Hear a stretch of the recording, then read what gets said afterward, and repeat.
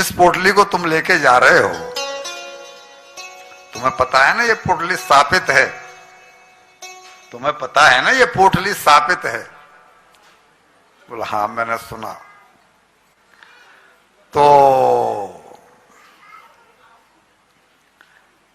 इसके चनों को तुम खा लोगे, दरिद्री हो जाओगे।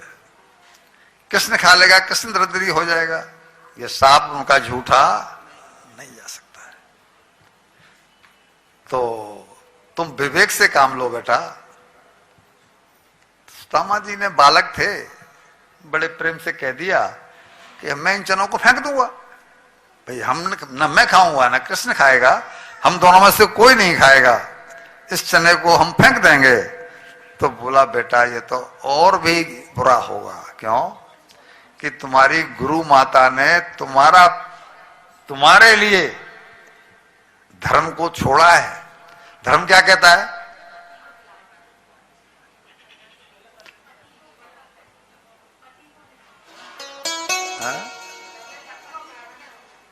नहीं, ऐसे मत कहो से। धर्म ये कहता है कि जब दुर्वासा जी ने चने मांगे तो दुर्वासा जी को चने देने चाहिए। धर्म यही कहता है ना। भाई वो कहना है मैं भूखा हूं, तुम्हारे आश्रम में जो है वो मुझे दे दो। तुम्हारे पास पोटली में चने हैं तो दुर्वासा जी तो चने में भी संतुष्ट हो जाते, उन्हें तो पता नहीं पोटली में क्या है। धर्म ये कहता है कि उनको चने दिए जाएं, लेकिन माँ होती है, मेरे बच्चे भूखे रह जाएंगे, ये कह के उन्होंने धर्म का मार्ग छोड़ा। तो तुम्हारी माँ ने तुम्हारी खातिर धर्म का मार्ग छोड़ा है और तुम इन्हें फेंक दोगे तो ये और तुम्हारे लिए एक अपराध हो जाएगा।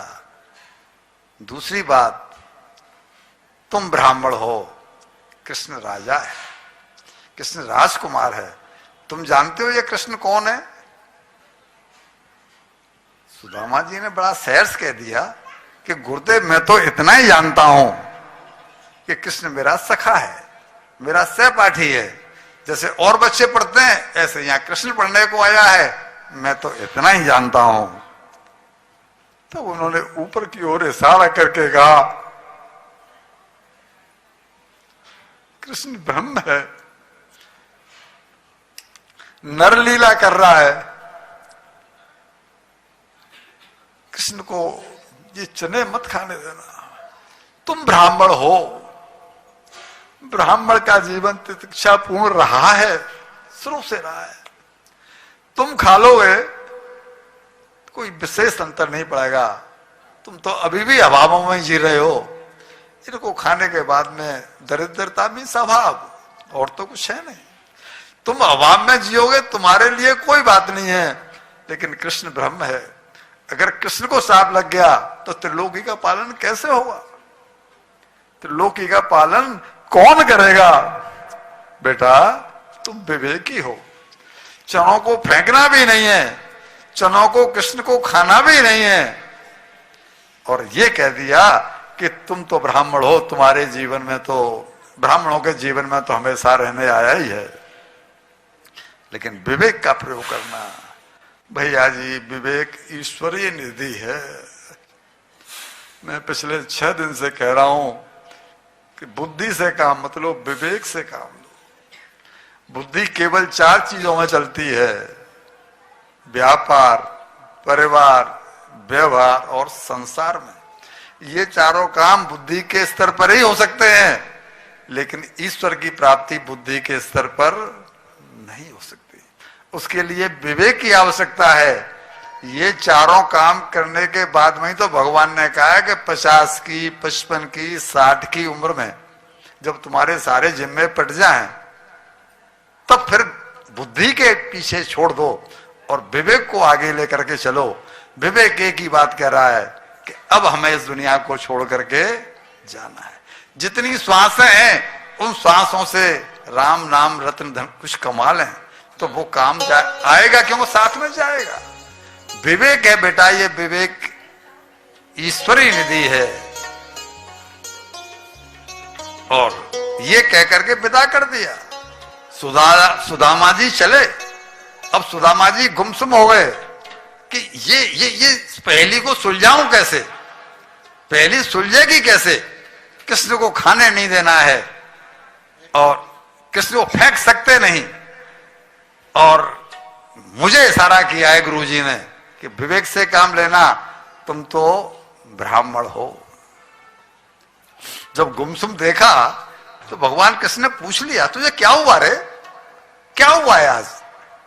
उन्हें वो तो अंतर्यामी है, सब जानते हैं क्या हो रहा है, लेकिन पूछा तुझे क्या हुआ है, तू इतना गुमसुम क्यों है, क्यों नहीं हंस रहा है, क्यों नहीं बोल रहा है। सुदामा जी चुप रहे, कुछ नहीं बोले। और जब जंगल में एक पेड़ पर चढ़े तो ऐसे पेड़ पर चढ़े जो विशाल भी था और घना भी था, और भगवान ने वहां पर लीला रची कि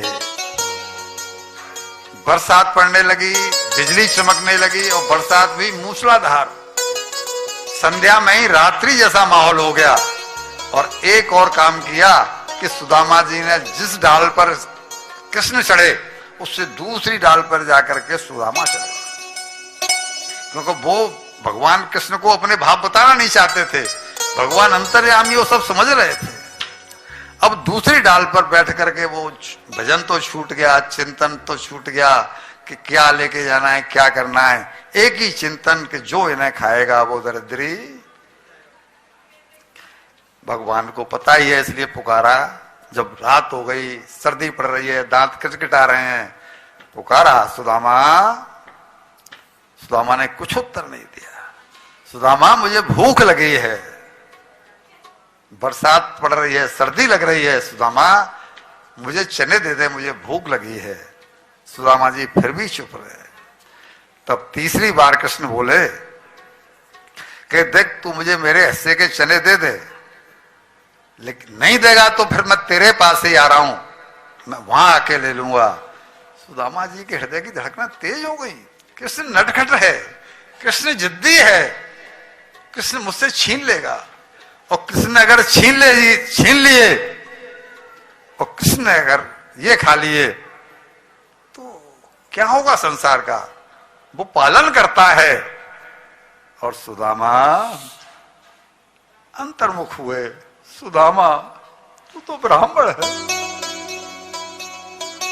ब्राह्मण के जीवन में विपन्नता और प्रतीक्षा सदा से रहती आई है। और जब तुझे ये मालूम पड़ गया है कि कृष्ण ईश्वर है, कृष्ण ब्रह्म है, तो भक्त होने के नाते भी तेरा फर्ज यही बनता है कि भगवान के सुख में जो भी त्याग किया जा सकता है वो किया जाए।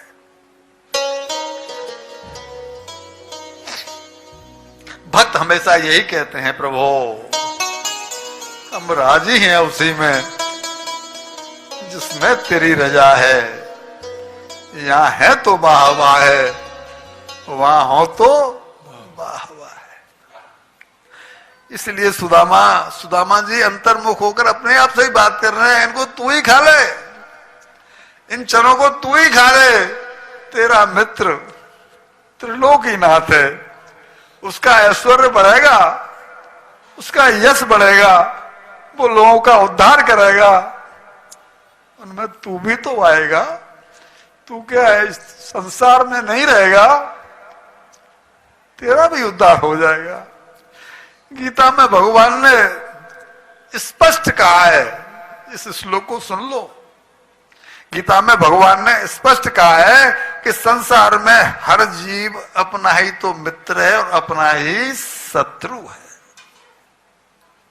कोई किसी के काम नहीं आने वाला। पत्नी कितनी भी पतिव्रता हो, लेकिन पति को क्या वैकुंठ दिला देगी। पति कितना भी पत्नी को प्रेम करता हो, लेकिन क्या वैकुंठ पहुंचा देगा। तो कौन पहुंचाएगा? उसका पुण्य, उसका धर्म, उसका कर्म। उद्धरे दात्म नात्मानम नात्मानम बसादयेत आत्मेव यात्मनो बंधु रात्मेव ऋतु रात्मना। जीव अपना ही मित्र हुए, अच्छा कर्म करेगा तो अपने साथ मित्रता निभा के जा रहा है, और बुरे कर्म करके मरेगा तो अपने साथ दुश्मनी निभा करके जा रहा है।